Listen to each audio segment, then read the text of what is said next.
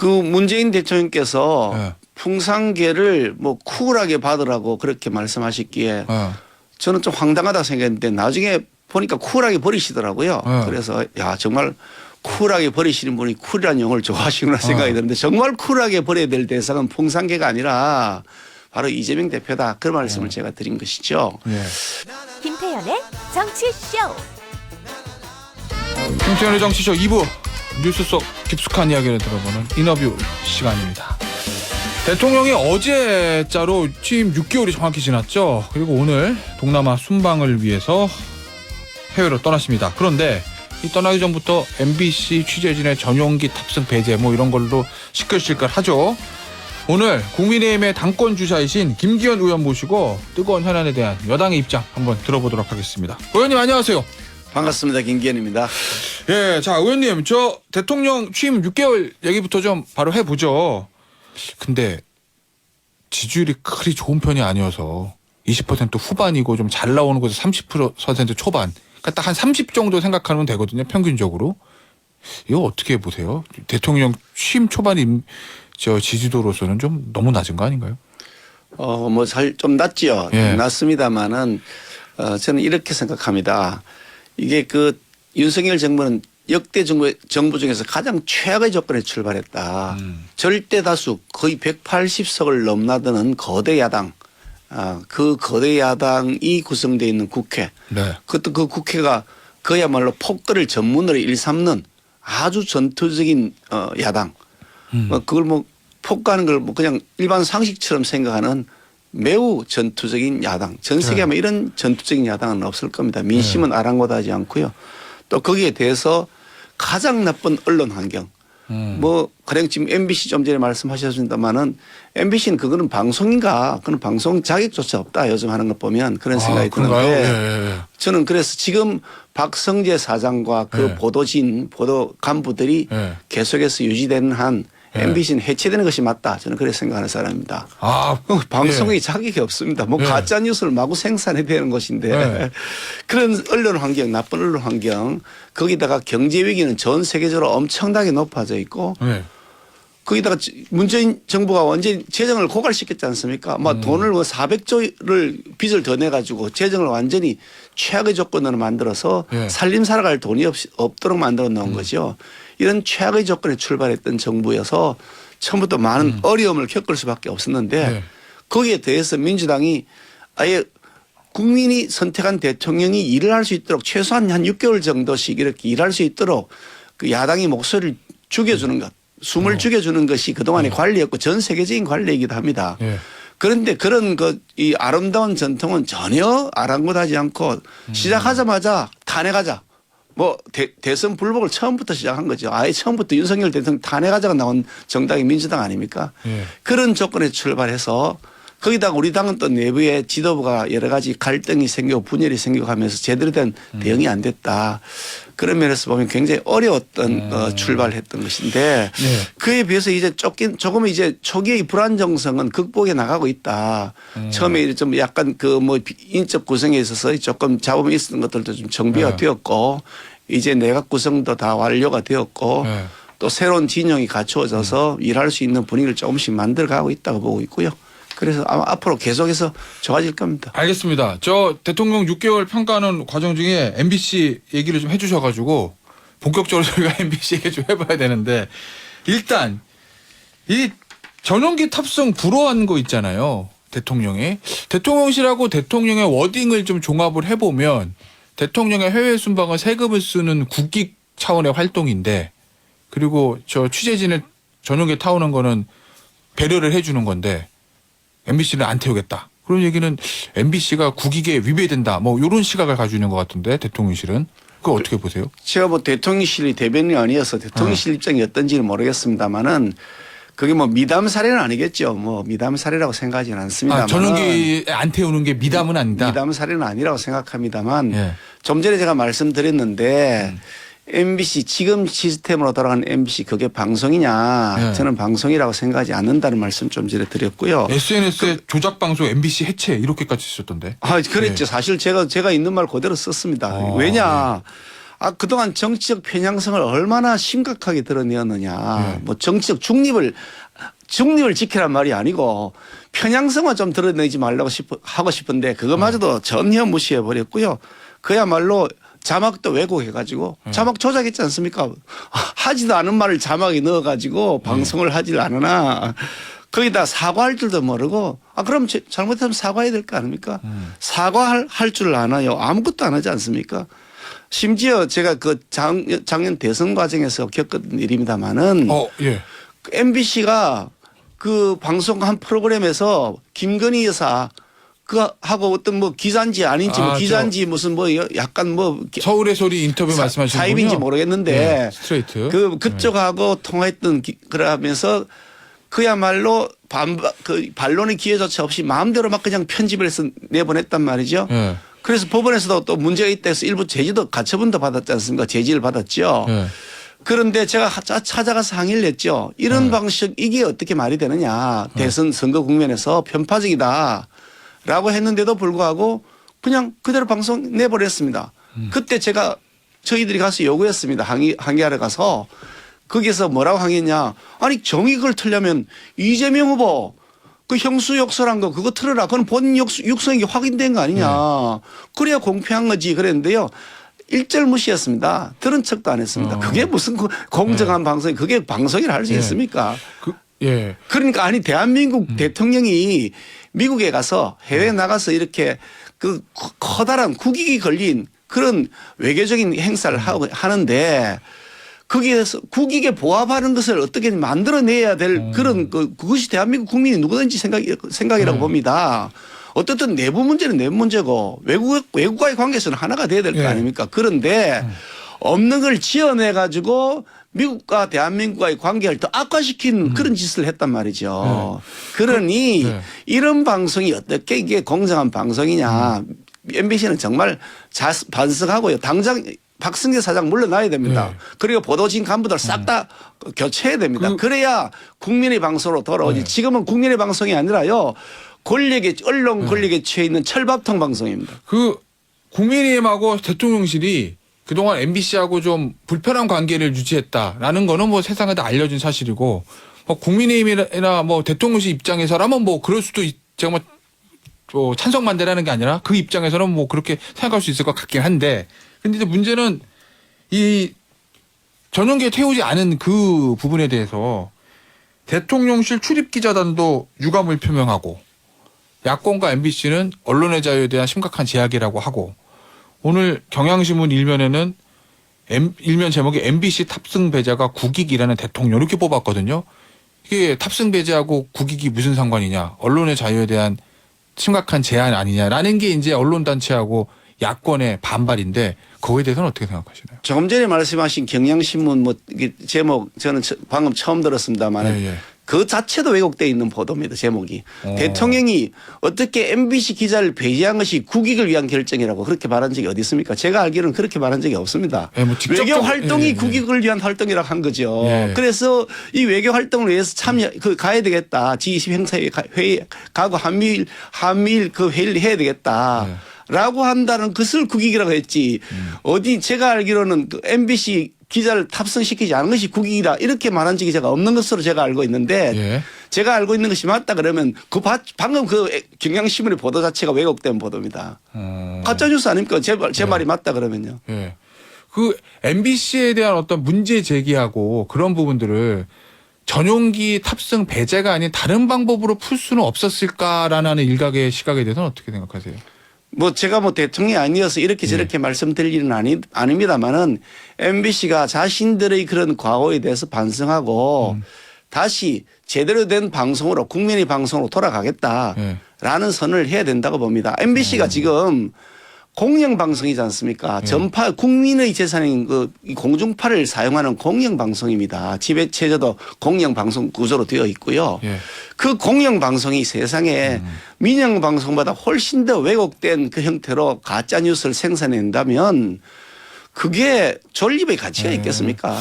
앞서 요 얘기 제가 처음 여쭙을 때 아니 전용기 탑승 배제가 미담은 아니다라는 말씀하셨잖아요. 그 어떤 취지신 거죠? 뭐 그렇게 이해하시면 되겠습니다. 미담이라고 할 일은 아니라고 말씀드렸으니까 그렇게 이해하시죠. 네, 알겠습니다.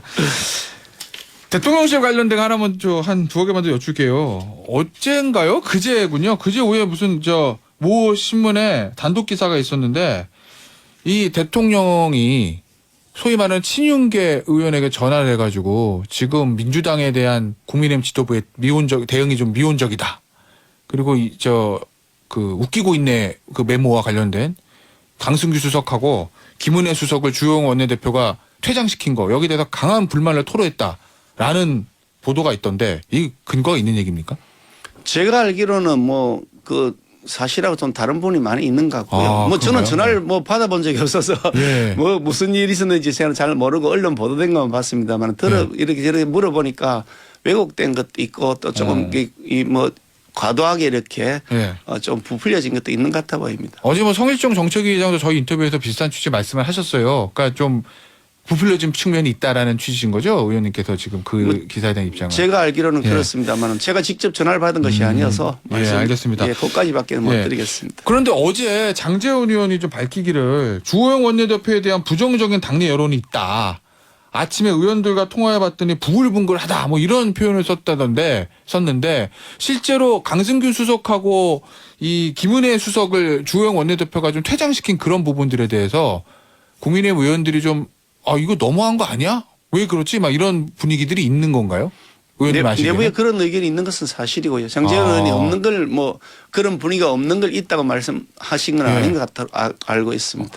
의원님은 개인적으로 어떻게 보세요? 의원님도 사실은 원내대표를 하셨기 때문에 만약에 의원님이 당시에 위원장이었다면 강준수 수석하고 김은혜 수석을 퇴장시키셨겠어요? 아니면은 그대로 두셨겠어요? 뭐 퇴장할 거냐 말 거냐 이런 문제를 하는 것이 아니고요. 예. 회의 진행을 아마 제가 맡아 있었으면 예. 매우 원활하게 했을 것이다라고 말씀드릴 수 있습니다. 매우 원활하게 했을 것이다. 네. 그러면 김은혜 수석이 그 메모를 사담이라고 얘기는 했지만 그 메모를 쓴 거에 대해서는 어떻게 보시나요? 본질적으로. 그거 잘못했죠. 그래서 그렇게 국감장에서 그렇게 사담을 주고받는 건 아니죠. 그건 잘못한 건 맞고요. 그걸 잘했다고 한다면 그거는 억지라고 봅니다만은 해명을 했지 않습니까? 네. 해명을 하는 걸 들어보니 그게 뭐 국회의원이 질문하는 것에 대해 그렇게 했던 것도 아니고 했을 일도 없고요. 자기들끼리 무슨 뭐 사담이 좀 있었다는데 아마 그런 사유인 것 같은데 어떻든 아예 그거 잘못한 건 맞죠. 본인도 사과했지 않습니까? 다만 우리 의원님께서 회의를 진행하실 때 원활하게 했을 것이다. 예. 그 퇴장 조치 하지 않았을 것이다. 뭐 이렇게 저는 들립니다만. 제가 맡아 있으면 어떨 것이다. 그 정도로 하시죠. 알겠습니다. 대통령실 관련된 거 하나만 더 여쭈고 민주당 얘기 좀 해볼게요. 이태원 참사 관련해서 야당에서 줄기차게 요구하는 게 이상민 장관에 대한 거취 문제인데 그동안은 대통령이 법적 책임 얘기를 많이 하시고 진상조사가 먼저다 이런 취지의 얘기를 해서 해석으로는 이상민 장관 경질과는 거리가 있는 거 아니야 이런 해석들이 있었는데 오늘 아침 조간신문 보니까 대통령이 참모들한테 이 조사 다 끝나고 법적 책임 다 묻고 나서 필요하면 정무적 책임도 따지겠다 이렇게 얘기했다는 보도가 있거든요. 그러면 순방 다녀와서 이상민 장관을 경질할 수도 있다. 뭐 이런 뜻인 건가요? 저도 보도만 봐서요. 예. 우리 김태현 변호사님한테 여쭤보고 싶은데 그런 뜻이 무엇인지. 예. 의원님 어떻게 하시는 게 옳다고 생각하세요? 이 부분은. 사실은 이게 뭐 일이 생기면 네. 원인도 따지지도 않고 무작정 덮어씌우고 그렇게 가는 모습은 바람직하지 않다는 생각이고요. 네. 사실 뭐 세월호 세월호 그 사건은 정말 참사였죠. 정말 다시는 생각하고 싶지 않을 만큼 끔찍한 일이었습니다만은 그걸 박근혜 대통령의 그 법적 책임을 져야 될 일이냐. 과연 박근혜 대통령이 현장에서 지휘를 했어야 될 일이냐. 뭐 이런 측면에서 본다 그러면 무리한 얘기가 사실 많이 있죠. 그러면서 엄청난 괴담들을 만들어냈습니다. 민주당 쪽에서요. 뭐 마약을 맞았다느니 뭐 밀회를 즐겼다느니 뭐 거기에서 뭐 이랬다느니 무슨 뭐 구판을 벌였다느니 뭐 온갖 얘기들 다 했지 않습니까? 그런 터무니없는 얘기들을 마구 생산해내는 이런 식의 그런 그 마녀사냥 방식 그건 옳지가 않다. 이번엔 좀 사안은 매우 심각한 그런 참혹한 상황이어서 우리가 엄중하게 봐야 되는 것은 맞습니다만은 결과적으로 어떤 문제가 있었고 또 그에 대한 책임은 누가 질 것인지를 다 밝혀내고 예. 재발 방지책은 어떻게 할 것인지 그걸 세워가면서 예. 그 후에 수습하는 것을 해나가야 된다. 예. 그런 스텝 바이 스텝으로 일을 예. 해나가는 것이다. 그것이 예. 합리적이라고 저는 생각합니다. 그러면 의원님께서도 자 진상조사에서 법적청에서 밝히고 처벌할 거 처벌하고 재발방지 대책 만들고 그럼 마지막 순간에 정치적 책임을 물을 싸움에 대해서 물어야 된다니까 법적 책임으로 마무리되는 게 옳답니까? 의원님의 개인 뭐 의견은. 저를 포함해서 네. 뭐 대통령도 마찬가지입니다만 정치를 하는 사람들은 국민 눈높이에 맞춰야 되지 않겠습니까? 법적 책임만을 가지고 따지는 것은 네. 법관들이나 뭐 검사들이 하는 네. 것이고요. 정치인은 정치적 판단과 책임을 지는 것이니까 아. 국민 눈높이를 잘 네. 고려해서 하실 것이라고 봅니다. 알겠습니다. 이재명 민주당 대표 얘기 좀 해보죠. 이 정진상 실장에 대한 압수수색이 진행이 됐고 검찰의 수사는 점점 이재명 대표 쪽으로 향한다는 언론의 관측이 있고 이 상황에서 의원님께서 이런 말씀하셨어요. 이재명 대표가 배우의 몸통이다. 탄핵을 주장하셨고 문 전 대통령에 대해서도 이런 말씀하셨네요. 풍산개 버리듯이 이 대표 벌을 버리실 생각 없으신가? 맞습니까, 의원님이 하신 말씀? 예, 맞습니다. 이게 어떤 의미인 거죠? 그 문재인 대통령께서 네. 풍산계를 뭐 쿨하게 받으라고 그렇게 말씀하셨기에 저는 좀 황당하다 생각했는데 나중에 보니까 쿨하게 버리시더라고요. 네. 그래서 야 정말 쿨하게 버리시는 분이 쿨이라는 용어를 좋아하시구나 생각이 드는데 정말 쿨하게 버려야 될 대상은 풍산계가 아니라 바로 이재명 대표다. 그런 말씀을 제가 드린 것이죠. 예. 그 이재명 대표에 대해서 제가 지난 대선 과정에서 원내대표를 맡아 있었기 때문에 이 대장동 비리 게이트를 제가 처음부터 문제가 있다고 해서 제가 진상조사 특위를 구성하고 첫 발족하는 기자회견을 했었습니다. 네. 작년 추석 전인데요. 화천대유 이게 누구 겁니까? 라는 그 캐치프레이즈를 걸고서 대장동 게이트가 매우 심각한 권력형 비리다라는 문제 제기를 시작해서 그 특위를 제가 계속 주도적으로 끌어서 그동안 비리를 밝힌 데 힘써 왔는데요. 가면 갈수록 이게 어마어마한 부패의 덩어리다. 이게 뭐 그냥 암덩어리 수준도 뭐냐 모든 종류의 암덩어리가 다 있는 것 같다 그런 느낌이 들거든요. 작년 대선 때 제가 그래서 이재명 대표에 대해서 그 당시 후보죠. 종합 비리백화점이라 했습니다. 이재명 후보는 네. 종합 비리백화점이다 그랬더니 예. 그게 허위 사실이라고 저를 고발을 하더라고요. 아, 그런가요? 예. 아니 종합 비리백화점 네. 정도 수가 아니라 종합 비리 생산 공장이더만요. 지금 보니까요. 그런데 계속해서 버틴단 말이죠. 그래서 뭐 물론 있죠. 뭐 그 형사 사건들 생기면 보통 범인들은 1도 2부 3백이라 그럽니다. 첫 번째는 도망가는 것이고 네. 2부 두 번째는 부인하는 것이고 세 번째는 백 서는 것이다. 그런 얘기 서초동에서 도는 얘기입니다. 지금 이재명 대표는 처음부터 그 원칙을 잘 지켜왔습니다. 처음에는 어떻게 뭐 도망가면서 아니라고 하다가 갈 수 없으니 아니라고 계속 부인했죠. 이제는 이게 대표 국회의원을 배지 달고 민주당 대표라는 백을 가지고 지금 막 민주당 국회의원을 총동원해서 지금 압력을 넣고 있지 않습니까? 그런데 1도 2부 3백 통한 거 제가 못 봤습니다. 1도 2부 3백 안 통하는 사안이니까 진실의 힘을 무슨 재주로 1도 2부 3백으로 막을 겁니까? 지금이라도 이실직고하고 국민들에게 용서를 구하는 것이 그나마 할 수 있는 최선일 것이라고 봅니다. 이 검찰의 수사에 대해서 김용 부원장 이미 구속 기자가 됐죠. 검찰의 창작 소설이다. 예전에 그런 얘기를 했는데 어제 이재명 대표가 기자들 앞에서 검찰의 창작 완성도가 매우 낮다. 뭐 이렇게 얘기를 했거든요. 뭐 이 얘기는 나는 아닌데 검찰이 정치보복적인 조작 수사를 한다. 뭐 이런 취지인 거잖아요. 이재명 대표의 반응은. 이 이재명 대표의 반응에 대해서는 어떻게 생각하세요? 그게 2부에 해당되지 않습니까? 1도 2부에. 아니 죄 지은 사람이 죄 지은 사람이 처음부터 다 죄 지었다는 거 봤습니까? 특히 이거는 죄 지었다고 인정되는 순간 이거는 단군일의 최대의 그런 처벌을 받을 것이다. 이렇게 예견되는 상황이잖아요. 세상에 이게 사실이라 그러면 아니 주어진 행정 권력을 이용해 가지고 조 단위의 돈을 좀 이런 용어를 쓰는 것이 어떨지 모르겠습니다만 해쳐먹은 거 아닙니까? 세상에 이게 그런 용어를 써야 될 만큼 이거는 분노가 치밀어 오르는데 해쳐먹었다는 용어를 써야 될 만큼 너무 좀 강한 단어를 쓰셔가지고 너무나 분노가 치밀어 오르는 사안이잖아요. 세상에 어떻게 이럴 수가 있냐는 거죠. 그렇기 때문에 자기가 벗어나려고 몸부림치긴 하겠지만 진실의 힘이 그렇게 호락호락하게 권력에서 덮어지지 않습니다. 알겠습니다. 자, 우리 김기현 의원께서는 지난 원내대표를 대선 때 지내시고 그리고 이번에 당권에 도전하십니다. 그런데 이제 의원께는 좀 안 좋은 질문일 수도 있는데 최근 당권자 여론조사를 보면 다른 경쟁 후보들에 비해서 조금 열세인 거로 나와서 어떤 뚜렷한 보관이 있으신지. 우리 김태현 변호사님이 김기현이가 최고 좋다고 이렇게 말씀해 주셔요. 아 그런가요? 아 뭐 그런 거라면 뭐 제가 뭐 얼마든지. 네. 농담이고요. 네. 김기현의 진가를 알게 되시면서 차츰차츰 우리 당원들의 지지가 네. 높아지고 있습니다. 제가 전국을 다니면서 우리 당원들하고 많은 간담회를 하는데요. 네. 질의응답도 하고 하는데 제 얘기를 들어본다면 역시 김기현이를 뽑아야 되겠다. 네. 당신을 꼭 대표를 만들겠다 하시는 분들이 지금 우후죽순처럼 생겨 있습니다. 예. 조금 기다려 보시면 예. 되고요. 우리 김태현 변호사님께서 정치쇼에서 예언하는데 김기현이가 대표가 될 것이다 이렇게 하시면 딱 맞을 겁니다. 그 말씀하신 김기현의 진가를 알게 되면 당원들이 나에게 올 것이라는 말씀이시잖아요. 그 언급하신 김기현의 진가란 건 과연 뭡니까? 김기현의 진가는 싸우면 이긴다. 싸우면 예. 이긴다.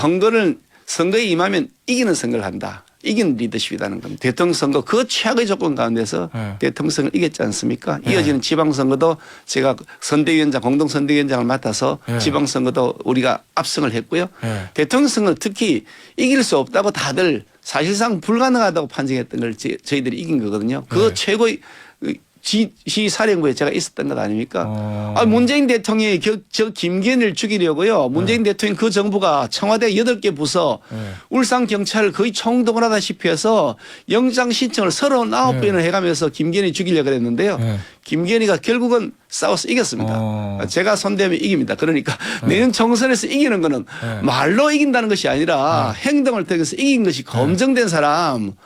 그거는 김기현이다. 알겠습니다. 총선을 이겨야 되니까요.